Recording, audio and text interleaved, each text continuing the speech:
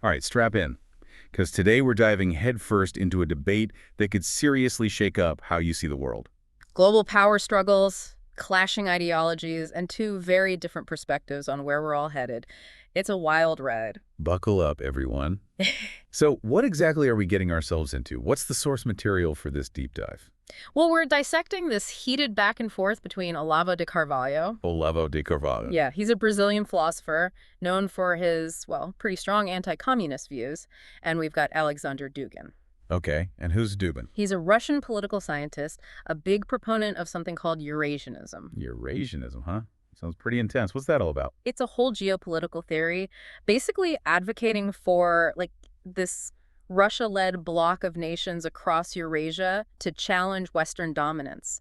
Think of it as a counterweight to the USA and Europe. Okay, so we've got a staunch anti-communist and someone pushing for this Eurasian alliance. I can already tell this is going to be a fiery debate. What's the core conflict here? At the heart of it, it's a clash of two completely different worldviews.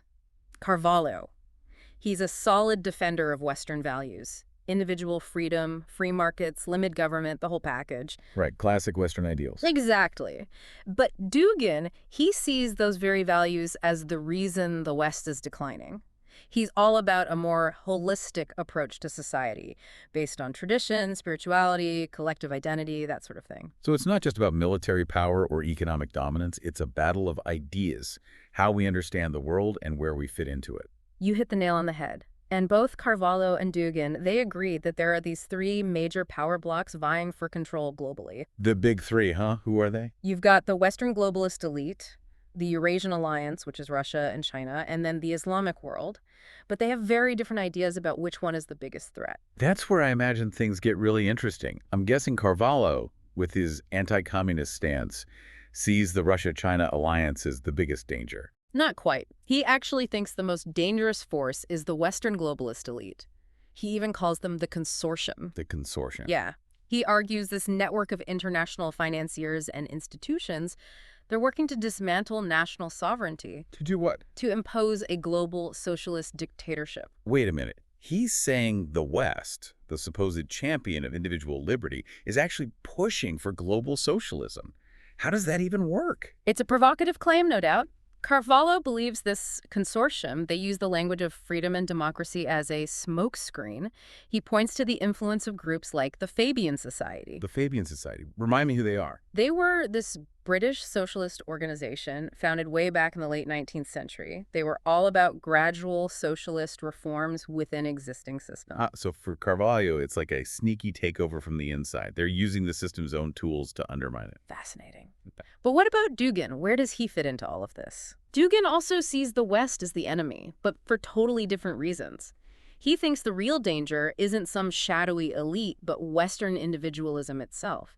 He argues that focus on individual rights and an open society. An open society. Yeah, like what thinkers like Karl Popper promoted. It eats away at traditional values and social order. So he's not buying the whole consortium theory. He's saying the West's own values are its downfall. It's almost like he's flipping the script on Carvalho. You got it. Carvalho, coming from a Western background, he sees the individual as the foundation of a free society. Right, that makes sense. But Dugin, he champions this holistic vision where collective identity, tradition, and spiritual values are more important. He believes that's what you need for a strong and successful society. Okay, so we've got these two opposing views on what makes a good society. But how do these ideas play out on the world stage? How do they understand global power dynamics?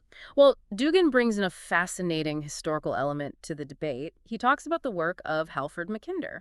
Halford Mackinder. Ring a bell. A British geographer who, back in the early 20th century, developed this thing called the heartland theory. Now, that's where it gets really interesting. I remember reading a bit about the heartland theory. It's all about geography and global domination, right? You're on the right track. Mackinder argued that control of the heartland, this huge, resource-rich region in Central Asia, is the key to dominating the world. Whoever controls that area, he thought, could essentially control everything. Okay, so how does Dugin connect this theory to what's happening in the world today? He sees Russia as the natural inheritor of this heartland. He believes Russia has a historical mission to lead a Eurasian alliance against the West. To him, it's a continuation of this ancient struggle between land-based and sea-based powers. Wow. So for Dugin, it's not just about political rivalry, it's about destiny, right? Russia fulfilling its preordained role on the world stage. That's a powerful narrative. It is. But Carvalho, he dismisses that whole geopolitical framework as outdated. He's way more focused on the ideological and spiritual side of this clash. So he thinks the real battle isn't about territory or resources, but about ideas, about the soul of humanity, about the fundamental values that'll shape the future. Exactly. He believes the real struggle is happening at a deeper level, a clash of worldviews and ideologies. It makes you wonder, doesn't it? Can we even understand the world without picking a side? Or are we all trapped in our own beliefs and ideologies? It's a question worth thinking about. Both Carvalho and Dugin admit their perspectives are inherently biased. Carvalho insists he's just searching for truth. Dugin, he's open about his political involvement, but argues that no thought is truly neutral. Every intellectual pursuit is driven by a will to power. That's a pretty profound statement. So it's not about who's right or wrong, but understanding the motivations and beliefs behind these opposing views. This is getting deep. What else did they clash on? Well, one of the most thought-provoking points Carvalho makes is about the collapse of the Soviet Union. He says it didn't actually mean the end of communism. Hold on. He's suggesting that the forces that supposedly defeated communism are actually strengthening it. How does that work? He argues that communism just changed its form. It's become more insidious, spreading globally through economic and cultural means. He points to the rise of China, which was aided by American investment, as evidence. So in trying to contain communism, the West might have actually fueled its resurgence. That's a pretty bold claim. And you're telling me he goes even further. He does. He says Russia intentionally corrupted American society to make it weaker against globalism. He thinks this corruption has made the U.S. more vulnerable to the consortium and its agenda. Wow. So we've got a clash of civilizations, a fight for global dominance rooted in history, and the ghost of communism lurking in the background. This is a lot to process. Where do we go from here? You know, as we get deeper into this whole clash of civilizations thing, it's important to remember we're not just talking about geopolitics and who's got the most power. Right. It's deeper than that. It is. At the core, it's about what makes a good society, what values should be guiding us in this crazy 21st century. Exactly. And we left off with Carvalho and Dugin having completely different ideas about what that ideal society looks like. They really do. But those disagreements, they highlight some of the biggest questions we're facing as humans today. Like what? Well, take Carvalho. He sees the flaws in Western society, sure, the hypocrisy. He's not blind to them. No, but he fundamentally believes in individual liberty, limited government, free markets. Those are essential for humans to thrive, to make progress. But he's also worried about the decline of traditional morality, the rise of what he calls soft socialism in the West. Exactly. He argues that real Christian charity, genuine community spirit, they're being replaced by this, state-sponsored compassion. And he sees that as a bad thing. He does. He thinks it breeds dependency, resentment, it weakens the whole fabric of society, undermines personal responsibility, taking initiative, all that. So it's not that he's against helping people in need. No, not at all. It's more about how that help is given. He thinks the government shouldn't be the main source of support. Okay, so he wants a revival of individual responsibility, more community-based solutions instead of relying on government programs. Makes sense. But what about Dugin? His vision seems like the total opposite. It is pretty different. He's all about collective identity, tradition, a strong central state. Almost like going back in time. You could say that. Dugin's very critical of what he sees as, too much Western individualism. A bunch of a good thing. He thinks it leads to people being isolated, feeling alienated, losing that sense of belonging. Interesting. He argues that a strong society needs a shared purpose, a connection to its roots, a solid moral compass. Things he thinks the West is losing. Yeah, he thinks the West's focus on individual rights and self-expression is eroding those things. It makes you think, right? Could those very things that promote individual freedom, could they also lead to people feeling isolated, lost? It's a tough question. It's something philosophers have been debating forever. How do you balance the needs of the individual with the needs of the group? Can you have a society that celebrates individual freedom, but also has a strong sense of community, a shared purpose? Seems like a tricky balancing act. It really is. Lean too much on the individual, and society falls apart. Too much on the collective, and you get tyranny. So how do Carvalho and Dugin think we solve this? Because they obviously have different ideas about the way forward. For sure. Carvalho's solution is basically to go back to what he sees as the foundation of Western civilization. Back to basics. Yeah, a renewed focus on individual responsibility, limited government, a strong civil society rooted in faith and tradition. So he wants a cultural and spiritual revival. Bring back those values he thinks made the West great. You could put it that way. He thinks the West has strayed from its path, become too materialistic, too focused on pleasure, too willing to give up its core values for comfort and security. But isn't that what Dugin's saying too? The West is morally bankrupt. Its individualism has led to decline and decay. It's funny, they kind of agree on the problem, but not the solution. So what's Dugin's cure? His is a total rejection of modern Western thought. He sees the Enlightenment, with its emphasis on reason, individual rights, universal values, as a mistake. Wow. He thinks the only way to save humanity is to embrace a new holistic order, one rooted in tradition, spirituality, and a strong central state. So not just tweaking the system, but overhauling it completely.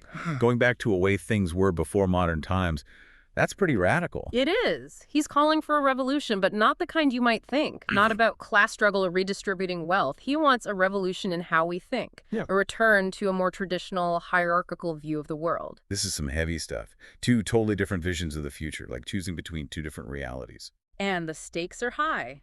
Carvalho believes freedom and human dignity depend on the West rediscovering its roots. Dugin thinks our only hope is to reject those very foundations and embrace a new order. Okay, so we've got these clashing visions of what a good society looks like. But how does this all translate into actual politics? How do they see the current global power struggle playing out? That's what I really want to know. That's the million-dollar question, right? And that's exactly what we'll explore in Part 3. We'll look at what these worldviews mean geopolitically and dig deeper into which of these forces, if any, will really shape our future. Okay, so we've dug into these really different worldviews.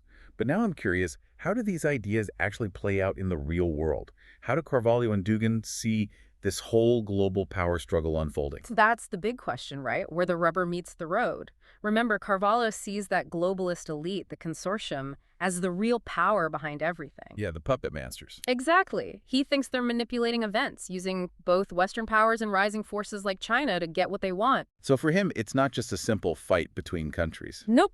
It's more about this hidden elite pulling the strings, shaping global events to benefit themselves. That's kind of creepy when you think about it. It is a little unsettling. He even argues that the consortium is deliberately weakening America from the inside, making it easier to control. Wow. How do they do that? He thinks they're undermining the very foundations of Western society, paving the way for their globalist takeover. So that's Carvalho, sounding the alarm about this hidden hand guiding everything. No. What about Dugin? He's got that Eurasianist vision, right? How does that translate into a plan for Russia? It totally does. Remember Halford Mackinder and that whole heartland theory? Vaguely. Well, Dugin takes those ideas and turns them into this grand story about Russia's destiny. Okay, so remind me, Mackinder's theory said it was crucial to control the heartland, that huge area in Central Asia with all the resources, right? Right. And Dugin believes Russia is the natural leader of this heartland. I see where this is going. He thinks Russia is meant to lead a Eurasian alliance, challenge the West, and create a whole new world order. Exactly. And for Dugin, this isn't just about rivalry or grabbing power. It's about fulfilling some kind of historical destiny. Russia taking its rightful place on the world stage, pushing back against the West. So he sees this as more than just a physical fight for land or resources. Way more. It's a clash of civilizations, a battle between what he sees as the soul-crushing individualism of the West and the traditional communal values of Eurasia. It's starting to sound like an epic movie, all these powerful forces clashing. We've got Carvalho warning about hidden puppet masters, Dugin calling for Eurasian awakening. But there's another major player here, right? What about the Islamic world? How do they fit in? Ah, yes, the Islamic world.